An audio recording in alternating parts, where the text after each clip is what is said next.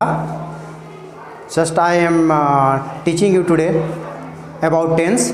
So I hope that you will be listen carefully and watching the video in the end. Okay, so now start. देखिए, जैसा कि हम लोग को पता है कि टेंस का इम्पोर्टेंस ही बहुत ज़रूरी है। अगर टेंस हम नहीं जानते हैं, इसका मतलब कि हमें इंग्लिश से रिलेटेड, ग्रामर से रिलेटेड हमें कुछ भी जानकारी नहीं है।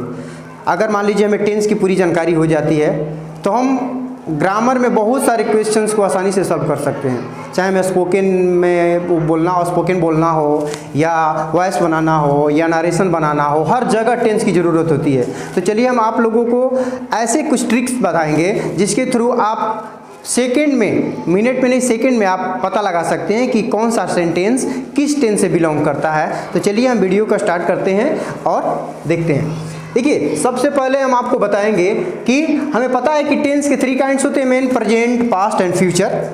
तो हमारा जो प्रेजेंट है, प्रेजेंट के भी 4 काइंड्स होते हैं, इंडिफिनिट या सिंपल भी कह सकते हैं, प्रेजेंट इंडिफिनिट। उसके बाद आता है कंटिन्यूअस, उसके बाद आता है परफेक्ट, उसके बाद आता है परफेक्ट कंटिन्यूअस। तो हम अभी बात करते हैं प्रेजेंट इंडिफिनिट का। तो प्रेजेंट इंडिफिनिट का आप लोगों को पता होना चाहिए कि वर्ब फॉर्म 5 होते हैं, V1, V2, V3, V4 and V5। जैसे गो, वेंट, गॉन, गोइंग और गोज। तो प्रेजेंट इंडिफिनिट का पहचान होता है कि सब्जेक्ट के तुरंत बाद या तो आपको V1 रहेगा या तो V5 रहेगा, अकॉर्डिंग टू सब्जेक्ट। आपका जैसे मान लीजिए कि मैंने एक सब्जेक्ट लिया, आई गो टू स्कूल। जब सब्जेक्ट के तुरंत बाद अगर V1 हो या V5 हो तो आपको बिना कुछ सोचे समझे ये पता चल जाएगा कि ये प्रेजेंट इंडिफिनिट का ही वाक्य हो सकता है, दूसरे का सेंटेंस नहीं हो सकता है। जैसे इसमें देखिए कि सब्जेक्ट हमारा क्या है, आई है। सब्जेक्ट के तुरंत बाद हमारा V1 है, यानी गो क्या है, V1 है। और आपको पर्सन भी इसके साथ साथ ध्यान रखना है कि पर्सन हमारा क्या है। जैसे मान लीजिए कि आई हमारा फर्स्ट पर्सन सिंगुलर नंबर है, तो थर्ड पर्सन, ध्यान से समझिए, थर्ड पर्सन सिंगुलर नंबर अगर आपका रहता है तो उसके साथ वर्ब हमेशा 5 रहेगा। हमेशा कंडीशन क्या रहेगा, V5 रहेगा। यानी अगर थर्ड पर्सन सिंगुलर नंबर रहेगा तो उसके साथ हमेशा V5 होगा। अदरवाइज जितने भी पर्सन है, जैसे फर्स्ट पर्सन और सेकंड पर्सन और थर्ड पर्सन का प्लूरल नंबर, उसमें क्या होता है, हमेशा V1 का प्रयोग किया जाता है। तो मान लीजिए कि हमारा यहाँ पर आई क्या है, फर्स्ट पर्सन सिंगुलर नंबर है, तो उसके साथ हमने क्या किया, गो का यूज किया, क्योंकि गो क्या है, V1 है। तो हम इसको आसानी से समझ सकते हैं। इस तरह से बहुत सारे सेंटेंसेज हैं। जैसे मान लीजिए कि मैंने एक सेंटेंस दिया, he goes to school, he goes to school. अब देखिए यहाँ पर आपका V5 का प्रयोग हुआ है, यहाँ पर V1 का प्रयोग हुआ है। यहाँ पर क्यों V5 का प्रयोग किया, क्योंकि ये ही जो है थर्ड पर्सन सिंगुलर नंबर है। तो उस तरह से थर्ड पर्सन सिंगुलर नंबर आपका रहेगा और उसके जस्ट बाद V5 अगर होगा तो आपको कुछ नहीं देखना है, आपको सीधा समझ लेना है कि प्रेजेंट इंडिफिनिट ही है। चलिए, प्रेजेंट इंडिफिनिट हो गया ये हमारा। उसके बाद हम बात करेंगे अभी प्रेजेंट कंटिन्यूअस का। प्रेजेंट कंटिन्यूअस का आप लोगों को पता है कि कोई भी कार्य जो कंटिन्यू हो, जैसे मान लीजिए इसमें क्या होता है, हम लोग V4 का प्रयोग करते हैं। तो इसका स्ट्रक्चर क्या होता है कि subject plus helping verb is are am plus V4 plus other word. मान लीजिए कि हमें कोई सब्जेक्ट ले लिया, अकॉर्डिंग मान लीजिए कि ही, यहाँ पर हमें पता है कि ही के साथ इज का प्रयोग किया जाता है। He is reading a book, he is reading a book. यहाँ पर आप देख रहे हैं कि सब्जेक्ट के बाद अगर helping verb is are am हो और उसके बाद V4 हो तो कुछ नहीं सोचना है, ये प्रेजेंट कंटिन्यूअस का ही फॉर्मूला है। यानी प्रेजेंट कंटिन्यूअस ही हो सकता है, दूसरा कोई टेंस नहीं हो सकता है। मान लीजिए कि यहाँ पर हमने कहा कि V4 किस में लगता है, तो V4 बहुत सारे से टेंस में लगता है, लेकिन इससे पहले हमें देखना है कि इसका हेल्पिंग वर्ब कौन सा है। तो इसमें हेल्पिंग वर्ब हमारा या तो इज रहेगा, या तो आर रहेगा, या तो एम रहेगा। ये डिपेंड करता है किस पे, सब्जेक्ट के ऊपर डिपेंड करता है। अगर मान लीजिए कि ही रहेगा, सी रहेगा, इट रहेगा तो हम इसका प्रयोग करेंगे।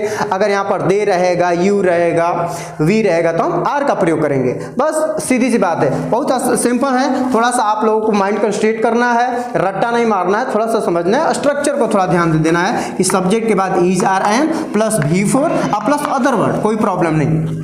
ये हमारा हो गया प्रेजेंट कंटिन्यूअस। प्रेजेंट परफेक्ट में क्या होता है कि प्रेजेंट परफेक्ट में हमें V3 का प्रयोग किया जाता है। V3 मतलब मान लीजिए कि जैसे हमने यहाँ पर लिखा है गॉन, मान लीजिए हमने सब्जेक्ट स्ट्रक्चर लिखा subject plus has have plus V3 plus other word.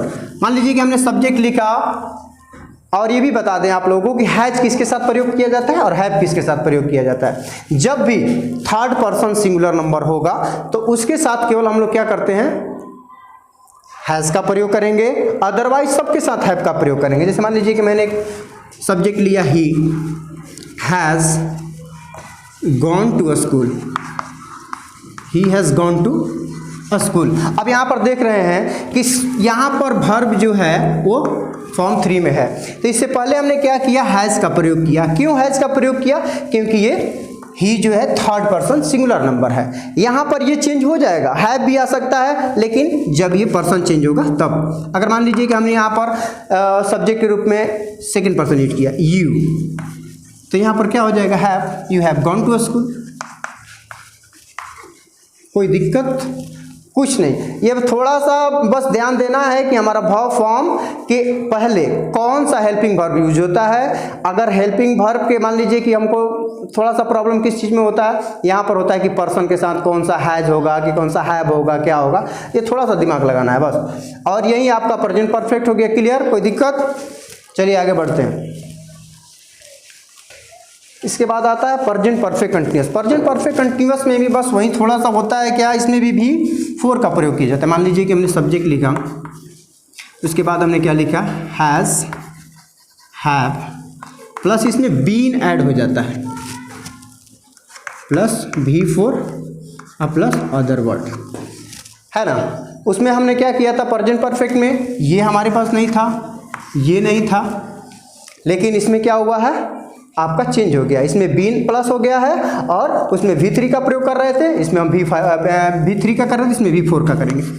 चलिए मैंने एक सब्जेक्ट लिया, he has been reading a book, he has been reading a book. अब देखिए इसमें भी उसी तरह आपको ध्यान देना है कि पर्सन के अकॉर्डिंग आपको हैज़ अब यूज़ करना है, बीन सभी में लगेगा। उसके बाद आपको V4 का प्रयोग करना है, उसके बाद अदर वर्ड आप यूज़ कर सकते हैं। इसमें पहचानने में कोई ज़्यादा प्रॉब्लम नहीं होगा, जिसमें आपको सब्जेक्ट प्लस हैज़ है प्लस बीन और उसके बाद V4 का प्रयोग करना है। बस यही हो गया।